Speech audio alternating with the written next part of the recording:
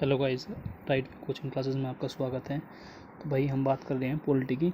और पॉलिटी में आज हम सबसे पहले तो अपना सिलेबस देखेंगे। सिलेबस हमारा सिलेबस है क्या, ठीक है ना। हम अपना क्या देखेंगे, सिलेबस चेक करेंगे एक बार सिलेबस। चलो तो गाइस हम अपना सिलेबस चेक कर रहे हैं। तो भाई हमारा सिलेबस ये है, इस प्रकार से है। किस प्रकार से है अब देख रहे सिलेबस। पहला है आधारभूत, ठीक है ना, कॉन्स्टिट्यूशन बेसिस।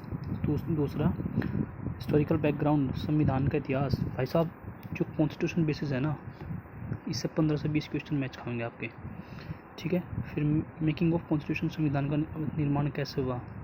फिर है प्रेम्बल इतिहास, प्रस्तावना उद्देशिका, ठीक है ना। फिर शेड्यूल मतलब अनुसूची या भाग, ठीक है।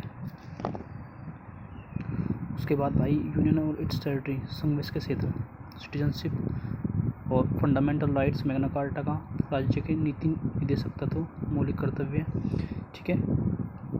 केंद्र और राज्य सरकार 3 भागों में बटी हुई है। किस भागों में बटी हुई है, विधायिका, कार्यपालिका और न्यायपालिका।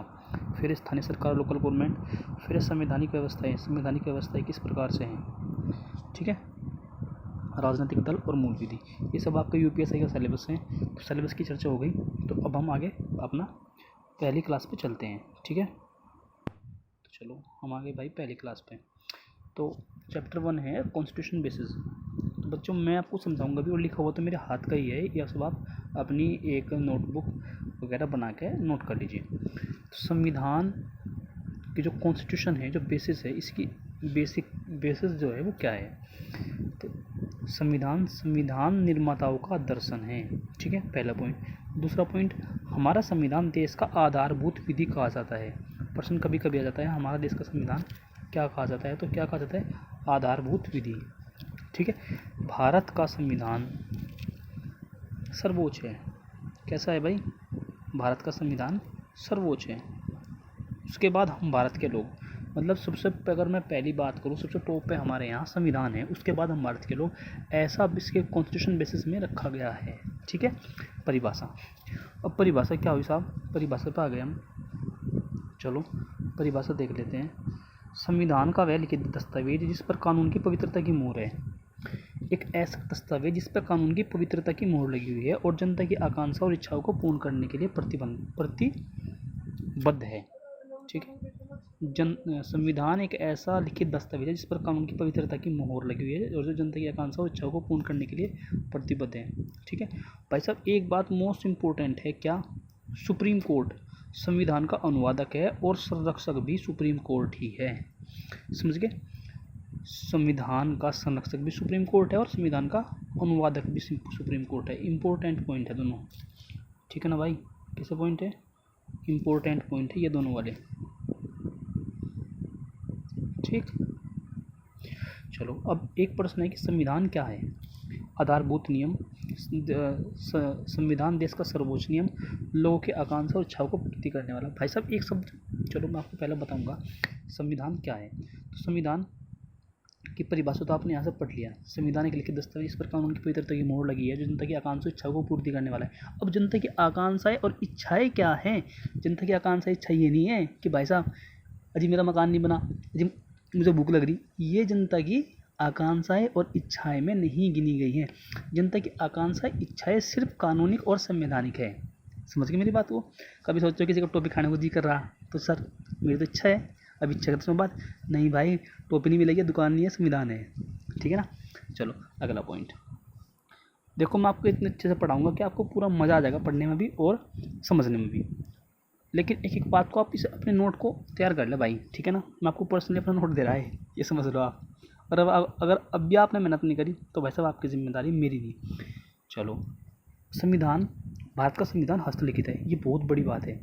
जो हमारा संविधान है ये हस्तलिखित संविधान है, ठीक है। हस्तलिखित संविधान है, और उसको किसने लिखा भाई, प्रेम बिहारी नारायण ने लिखा।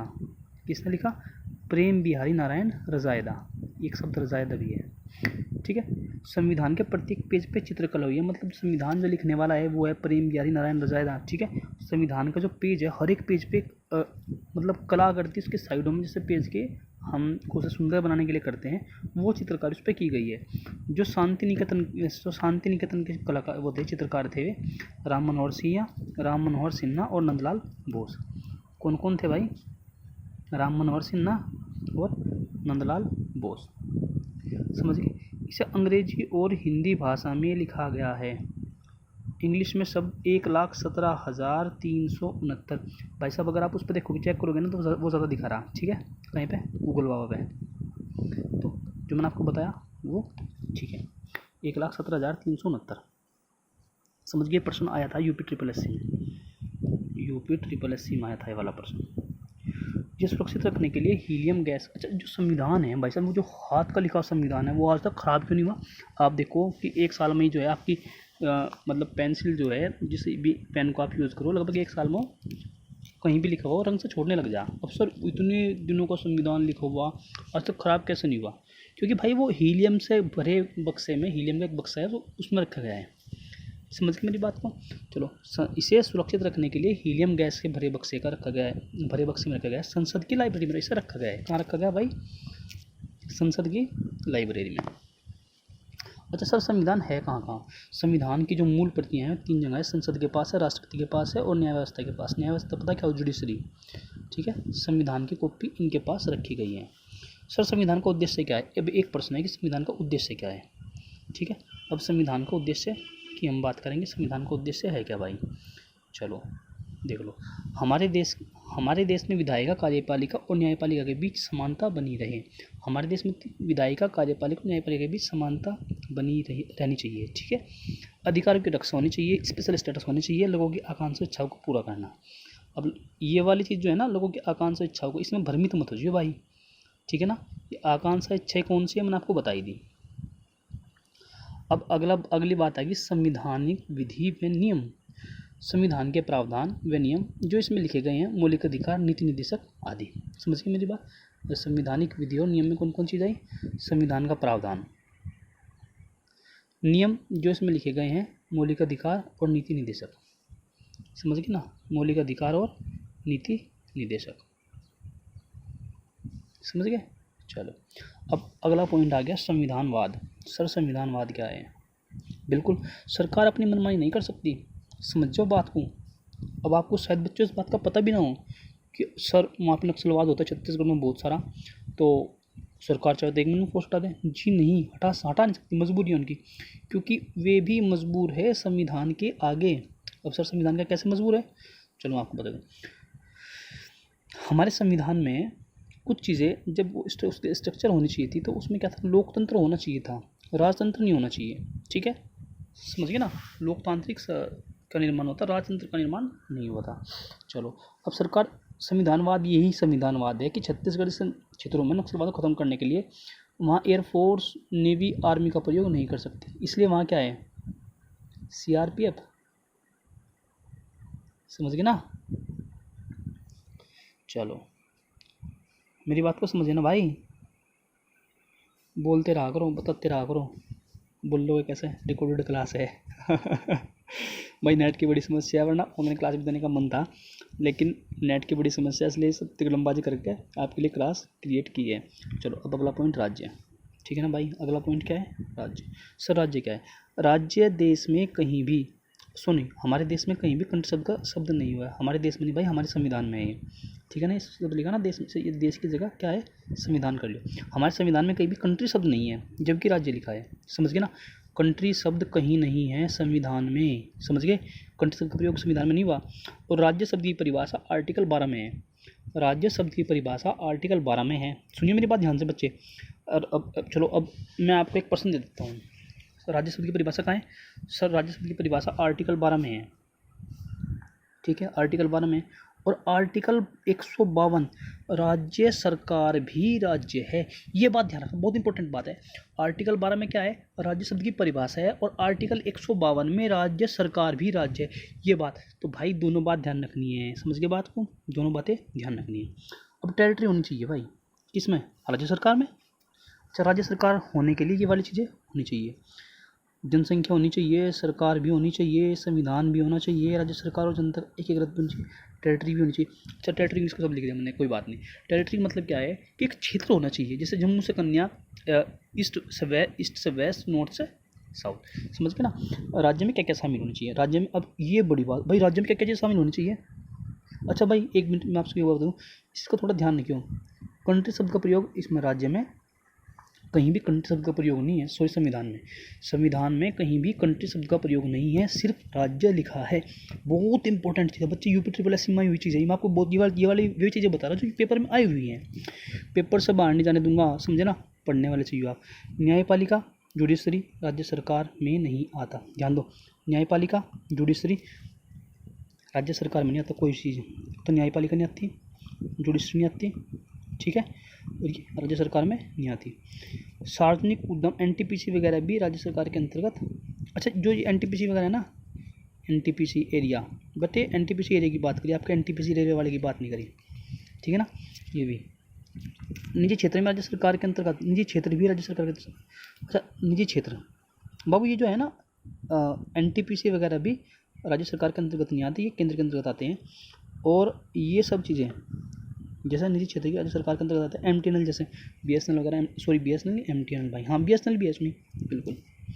अब राज्य प्रकार, राज्य कितने प्रकार के हो, राज्य सर कितने प्रकार के हो, तो भाई एक तो राजतंत्र, संवैधानिक तंत्र, और तीसरा लोकतंत्र।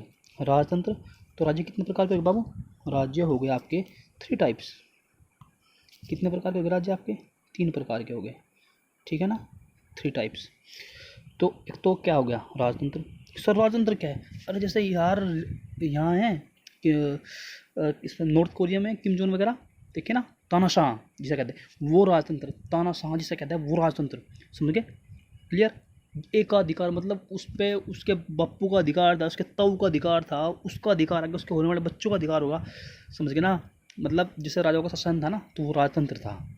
आप कैसे को समझो मेरी बात को, राजाओं का शासन भी राजतंत्र कहलाता था, समझ गए ना भाई।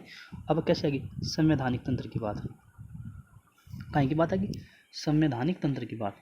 तो सर संवैधानिक तंत्र क्या है, इसे समझेंगे। संवैधानिक तंत्र क्या है, संवैधानिक राजतंत्र क्या है,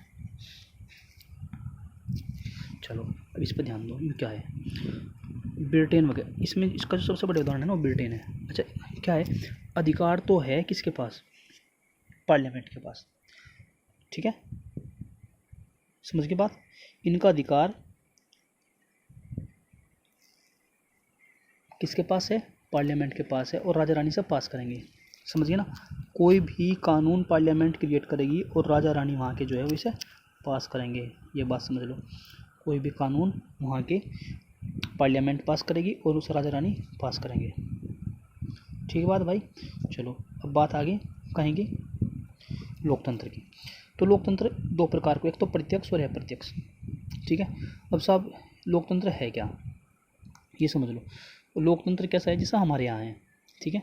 जनता वोट देने का जनता के पास वोट देने का अधिकार होना चाहिए, सबसे बड़ी बात है। ये राजनीतिक अधिकार है, संवैधानिक अधिकार, ठीक है। हर व्यक्ति के पास एक अपनी ताकत होनी चाहिए, वो कैसी ताकत है, वोट की ताकत, समझ गए ना। अच्छा बाबू एक बात हो, ये मोस्ट इंपॉर्टेंट है, पहले 21 वर्ष का व्यक्ति वोट देता था, पहले कितने साल का व्यक्ति वोट देता था, 21 साल का। भाई साहब अब कितने साल का दें, अब कितने साल का व्यक्ति वोट दें बताओ मुझे, अब देता है 18 साल का। कितने साल का, 18 साल का। आप सबकी वोट बन गई होगी, ठीक है ना, किसी एक आदमी को छोड़ के, चलो खैर अपने पॉइंट पर आते हैं। अच्छा सर ये हुआ कब, भाई ये हुआ कब, अब इसी चीज़ को देख लेंगे एक बार, ठीक है। 1989 के बाद 18 वर्ष, 1989 के बाद 18 वर्ष या ऊपर के, 1989 के बाद 18 वर्ष या ऊपर के व्यक्ति को वोट देने का अधिकार मिला था। कब के बाद, 1989, ठीक है ना। कब के बाद भाई, 1989, समझ गए ना, कब के बाद, 1989। तो बात समझ में आ गई। चलो जी साहब, तो थोड़ा सा रह गया कि वोट का अधिकार है क्या। अच्छा वोट का अधिकार आप समझ गए, 1989 में आपको, 1989,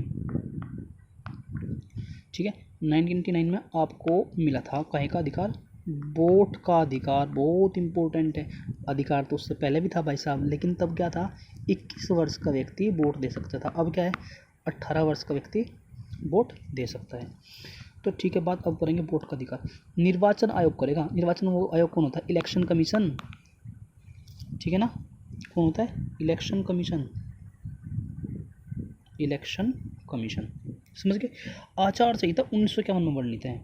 आचार संहिता 1951 सन्नी अधिनियम।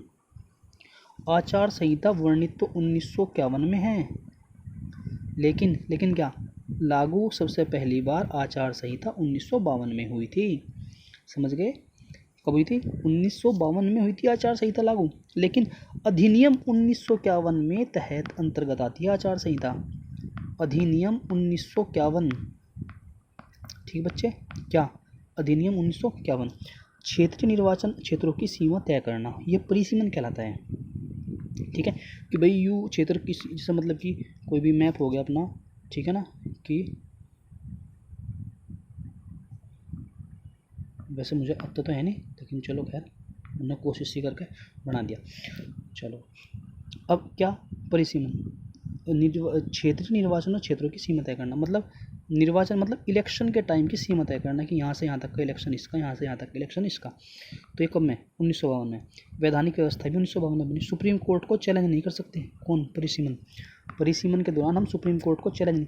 सुप्रीम कोर्ट क्या हो? अजी भाई साहब कोई इनको तो यूँ नहीं पता कि सर सुप्रीम कोर्ट क्या हो, हाई कोर्ट क्या हो, ये कोर्ट क्या हो, वो कोर्ट क्या हो, सब बताऊँगा, टेंशन लेने की जरूरत नहीं है, ठीक है ना। बस आप क्लास पर ध्यान दो। वैसे तो मैं आपको बता दूं कि सुप्रीम कोर्ट देश का सबसे बड़ा कोर्ट, एससी, ठीक है ना। SC for supreme court. ये जो कैटेगरी वाली एससी, ये वाली एससी नहीं, वो अलग है, उसका मतलब अलग हुआ, ठीक है ना बच्चे। अब national voting day, national voting day, यार आज तो हमारी पेन ही नहीं चल रही है, चलो कोई नहीं। National voting day, voting day कब हुआ भाई साहब? वोटिंग डे हुआ 25 जनवरी को, और ये नेशनल वोटिंग डे है 25 जनवरी को। तो गाइस क्लास कैसी लगी मुझे कमेंट करके बताना, ठीक है ना। आपको इसमें क्या क्या चीज़ें अच्छी लगी? वैसे तो सब जो मैंने पढ़ाया वो सब चीज़ें अच्छी लगी, कुछ थोड़ा सा फॉल्ट है, जैसे कि मेरे अभी पेन में फॉल्ट है, तो मैं इस चीज़ को भी ठीक कर लूँगा। अभी थोड़ी व्यवस्था ही नहीं हो पा रही है, ठीक है। तो चैनल अधिक से अधिक वीडियो को दोस्तों शेयर करो, ताकि सबके पास, जितने भी भाई बहन क्लास को देखना चाहते हैं उन सबके पास क्लास जाए, और वे सब क्लास को मस्ती से देख के घर पर भी एंजॉय कर सकते हैं। पोल्ट्री क्लास है, बहुत सुपर क्लास है, एक एक चीज़ें पढ़ाऊँगा, टेंशन की कोई बात नहीं है, ठीक है। बस मेहनत करो, ऑलवेज बी हैप्पी, चैनल को सब्सक्राइब करो, बाय।